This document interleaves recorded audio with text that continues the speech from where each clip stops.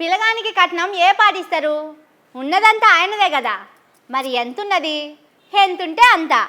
హగో ఈ పిల్లేంది వార్తలు చెప్తారని వచ్చి సినిమా డైలాగులు మొదలుపెట్టిందని చూడకుర్రి. ఈ సినిమా డైలాగుకు ఇప్పుడు చూడబోయే వార్తకు చాలా దగ్గరి దోస్తానా ఉన్నది.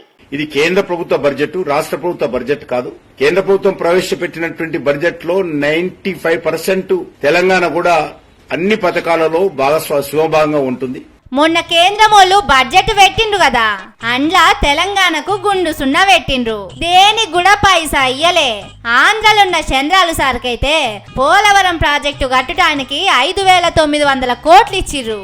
రైళ్ల కోసం 9,000 కోట్లు ఇచ్చిర్రు. మరి అన్ని ఆంధ్రకే ఇచ్చుకున్నారు. తెలంగాణకు ఎందుకు ఇయ్యలేదని ఆలీలు అడిగే వరకు కిషన్ రెడ్డి సారు ఈ ముచ్చట చెప్పిండు.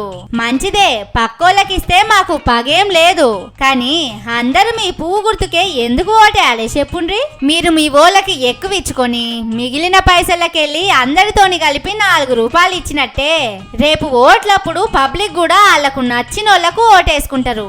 ఎవరో ఒకరిద్దరు మీకేస్తారు తీయండ్రి.